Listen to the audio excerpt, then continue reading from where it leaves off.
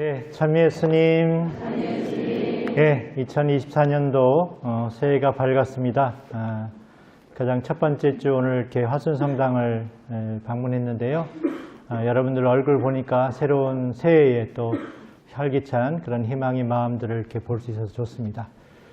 그래서 제가 강론도 중요하지만 그래도 우리 신자분들에게 기쁨을 드리기 위해서 유머 하나 준비했는데 괜찮겠습니까? 잘 웃을지 모르겠어요. 언젠가 참기름하고 라면이 싸웠습니다.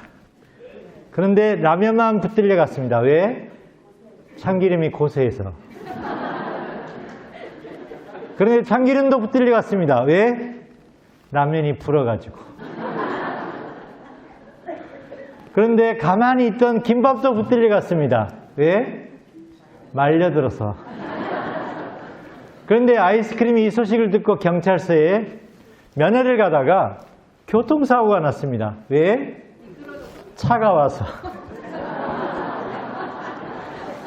이 소식을 듣고 스프가 졸도해 버렸습니다. 왜? 국물이 쫄아서. 가만히 있다가 꽈배기가 일이 망쳐버렸습니다. 왜? 일이 꼬여가지고.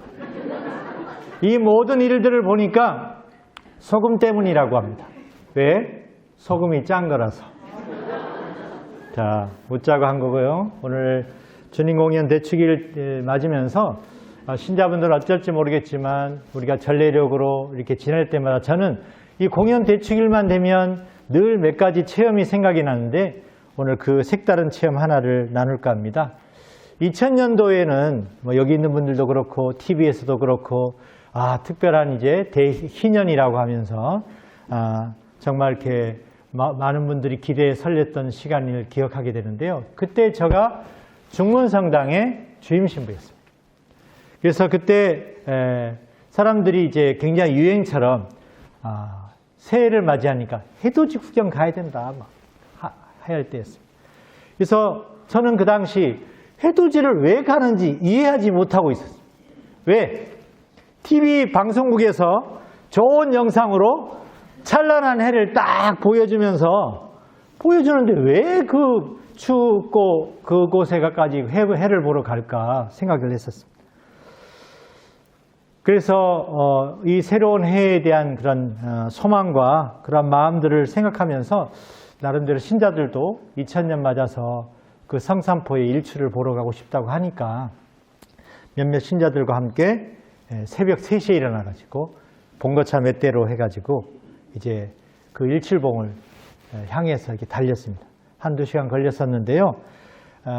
한편에서는 또 가서 춥기도 하고 고생하는 거 아닌가라는 게으른 마음도 있었지만 정말 모두가 뜻깊은 새해를 맞고 싶은 신자들의 모습이 있어서 함께 갔습니다. 입구에 도착을 해보니까 정말 많은 사람들이 그전에도 이렇게 성산포에 사람들이 많이 오지만 2000년대에는 몇 배로 더 많았어요. 아예 그 진입로를 아예 들어갈 수 없을 정도로. 그래서 북적거리고 있는 모습을 볼 수 있었는데요. 그 보이는 인파들의 풍경은 정말 상상할 수 없을 정도로 엄청난 열기와 해돋이를 보러 온 그분들 얼굴 한글 하나의 그 상기된 얼굴을 보면서 밝고도 즐거운 표정을 보았었습니다. 근데 잠시 저희들도 가서 추우니까 뜨거운 커피나 이렇게 물을 가지고 가서 몸 녹이면서 드디어 이제 해돋이의 시간을 이제 기다리고 이제 있었습니다. 그래서 마침내 7시 26분 딱 시간이 되니까 사람들이 와 하면서 막 함성 지르기도 하고 이제 해가 올라온다라고 하는 그런 설레임들을 막 하고 있었을 때 정말 일출 시간이 딱 되니까 붉은 해가 딱 떠오르는 시간이 됐습니다. 주변에 있는 사람들이 막 박수치기도 하고 함성 지르면서 야 불덩이 같은 그 해가 이렇게 떠올리기 시작했습니다. 저는 그 전에 TV에서 이렇게 떠오르는 찬란한 해를 본 적은 있지만 직접 성산포 그 섭지코지에서 붉은 해를 딱 보니까 전율을 막 느끼면서 도저히 가만히 있을 수 없고 그 불덩이 해 앞에 무릎 꿇고 마치 태초에 하느님이 딱 저희들한테 나타난 것처럼 그렇게 느꼈습니다. 그래서 그 순간 간절한 마음과 기도드리면서 소망을 청했었는데요. 그리고 이어서 주변 분들에게 악수하고 박수치면서 뜨거운 인사를 나눴던 기억이 납니다. 돌아온 내내 늘 좋았던 것은 마치 정말 그분을 만났구나 라고 하는 이 전율적인 체험 때문에 너무나 기분이 좋았습니다. 그리고 그 후로 해돋이에 대해서 제가 갖고 있었던 편견 또 선입관념을 다시 한번 생각하면서 다시금 기회가 되면, 지금은 잘 안 가지만 제가 그때 2000년 때 맛봐가지고 거의 한 10년 동안은 무조건 가요. 근데 사람들이 물어보면 이번에 해 보셨습니까? 그러니까 구름 막 끼는 날도 많고 날씨 나쁜 날도 있고, 그러나 그 믿음, 하느님이 새해를 맞아서 얼굴을 보이셨다라고 하는 그 믿음이 있었기 때문에 다른 분들이 해과수가? 라고 이렇게 사투리로 물어보면 제가 바수다! 예? 그날 비가 오고 날씨가 버부작작 해가지고 안 좋아도 봤다! 라고 하는 마음을 가졌던 기억이 납니다. 이제 새해 결심들도 하셨고 이제 벌써 1월 1일이 지나 작실 3일도 지난 시간이고 성탄 축제를 기억하는, 그래서 구유 앞에 무릎을 꿇고 우리가 아기 예수님을 얼마나 경배하는 마음을 가졌는지 모릅니다.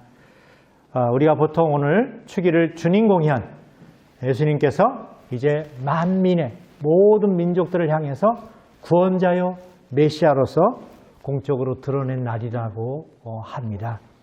이스라엘 백성들이 선택된 백성들이었지만 자신들의 지위를 잃고 바빌론으로 유배를 떠났었는데 그 이후에 그들이 자신들의 잘못을 회개하면서 언젠가는 메시아가, 구원자가 자기들에게 다시 찾아올 것이라고 하는 그 약속, 그것이 바로 오늘 예수님의, 아기 예수님의 등장으로 성취되었음을 알리는 축제가 오늘입니다.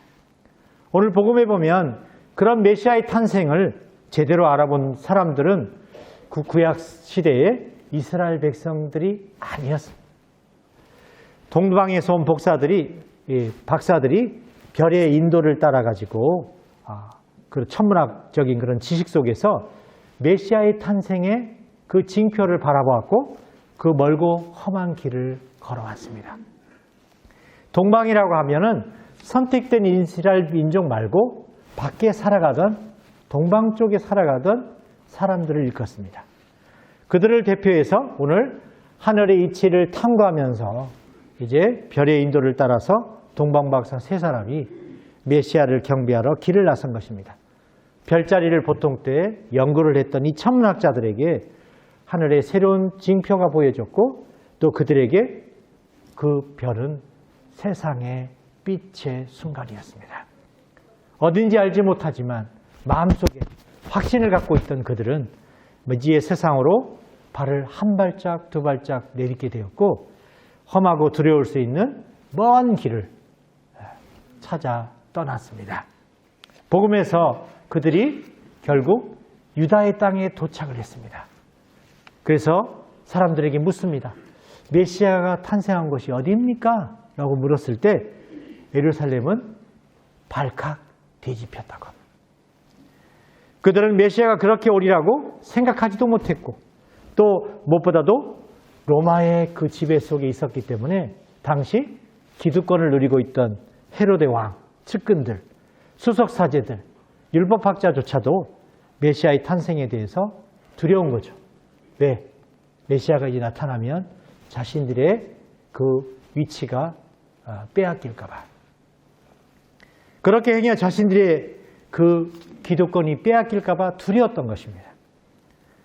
불행하게도 베들레헴에서 메시아가 탄생할 예고를 풀어낸 사람들은 이제 동방박사들을 달래고 설득하고 기만하면서 마치 자신들도 메시아를 기다려 온 것처럼 관계를 꾸미는 거죠. 그러나 동방박사들은 그들이 나중에 발견하면 알려달라고 했는데 알려주지도 않고 동방박사의 그 별을 찾아서 그 인도함을 따라가면서 그걸 발견했다는 것 때문에 너무 기뻐요. 그것은 자신들의 고향에서부터 별의 인도를 따라가지고 결코 자신들이 그동안 어려움도 있었고 장애도 있었고 걸림돌도 있었지만 끝까지 믿음을 저버리지 않았다는 그 희망과 기쁨이었습니다. 그리고 바로 예수님이 탄생한 바로 그 자리에 그 별이 딱 머물렀을 때 그들이 가졌던 감격은 극에 달했습니다. 이어 겸손되이 아기 예수님의 자리 앞에 무릎을 꿇고 경배했습니다. 당시 무릎을 꿇는다는 것은 오늘도 마찬가지지만 절대적인 거룩함 앞에서 인간이 취할 수 있는 가장 겸손하고 가장 종교적인 태도를 할 수 있습니다. 오늘 동방박사들은 아기 예수님 앞에 무릎을 꿇고 자신들이 가져온 소중한 보물상자를 열었습니다. 행여 여행길에 강도나 폭풍과 같은 장애 때문에 사라질 수도 있었던 그 보물상자를 끝까지 지켜가지고 아기 예수님께 오늘 바쳤다는 것이 중요합니다. 누구나 최고의 선물이 있다면 가장 소중하게 여기는 것을 바치기 때문입니다. 황금과 유향과 모략은 당시 상징적인 예물이기도 하고 대단히 중요한 사람, 대단히 위대한 사람한테만 바치는 예물이었습니다. 그래서 하느님의 아들임을 상징하는 황금, 그리고 사제적인 지위를 가진 높으신 분께 드리는 유향, 그리고 세상을 위해 희생될 그분은 세상을 위해 희생될 분이라고 하는 것을 상징하는 그것들을 예물로 드린 것입니다. 당시 동방의 현자들과 다르게 메시아의 탄생을 두려워하는 이들이 있었다고 미리 말씀드렸습니다. 다름 아닌 그들은 헤로데와 그 왕과 측근이었습니다. 그들은 약속된 메시아가 이제 군사적인 군주로서 자신들이 갖고 있었던 명예, 권력, 또 그 재산을 모두 다 빼앗아갈지 모른다는 두려움에 빠져들었습니다. 역사 안에서 보면 자기가 받은 또 갖고 있는 권력을 잃지 않기 위해서 또 서민들의 토탄에 빠뜨리게 하는 정치적인 탐욕, 부, 명예 이 모두를 빼앗지 않기 위해서 어쩌면 끊임없이 부자들만 잘 사는 정책을 지지하고 자신들의 이기적인 욕망을 위해서 살아가는 적지 않은 기득권층과 또 그러한 사람들의 세상들이 오늘날 우리가 살고 있는 세상 안에도 별반 다르지 않게 역사는 흐르고 있습니다. 무엇보다 헤로데는 이런 부류를 그대로 상징하는 인물인 것입니다. 그렇다면 우리는 새해를 시작하고 성탄의 축제를 마감하면서 어느 편에 설 것인가?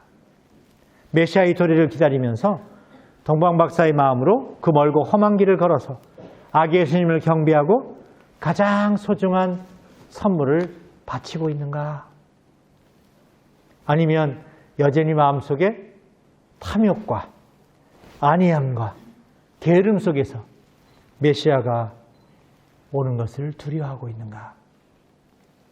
새해를 시작하면서 좀 더 우리가 하나님께 다가서려 할 때 행여 있게 될지도 모르는 일요일이 주는, 휴일이 주는 편안함, 세상을 즐기기 위해서 늘 편리 속에 살아가고자 하는 나의 욕심들, 또 교회 생활에 좀 더 열심히 하려고 하니까 걱정되고 부담감으로 다가오는 시간들, 또 혹시나 주변 사람들로부터 만나다 보면 상처나 받지 않을까라고 하는 두려움, 그리고 무엇보다 편한 우리의 삶 속에서 교회가 가르치는 윤리적인 삶과 그리고 그 도덕적인 가르침에 내가 가책이 물밀듯이 밀려오는 것을 혹시나 내가 두려워하고 있는 것은 아닌가. 주님 안의 형제 자매 여러분, 때로는 우리 역시도 헤로데처럼 메시아를 경배하고 싶어도 마음속에서 그분 곁에 더 가까이 가지 못하는 현실을 느낍니다. 하지만 정작 구원의 빛은 선택된 민족에게서가 아니라 이방인들에게도 비춰졌음을 기억할 필요가 있습니다. 우리가 또다시 새로운 한 해를 주님의 축복 속에 시작했다면 이제 우리가 맞게 될 시련, 어려움이 있더라 하더라도 동방박사의 마음으로 시작했다면 이제 우리 아기 예수님을 자주 찾아갈 필요가 있습니다. 우리가 바쳐야 할 예물도 우리가 가장 갖고 있는 가장 소중한 것들이어야 할 것입니다. 이렇게 소중하게 여기는 시간들, 건강, 또 재물을 하느님과 우리 이웃들에게 정성껏 나누려고 노력하고 봉사하려고 할 때 우리는 참으로 예수님을 우리의 메시아로 경배하는 체험을 하게 될 겁니다. 이제 한 해의 시작을 알리고 다시 마음을 가다듬으면서 이제 우리 앞에 오신 주님께 무릎 꿇고 우리가 받은 하나님의 은총을 되돌려 드리는 그 결심이 다시 필요한 새해입니다. 잠시 묵상하겠습니다.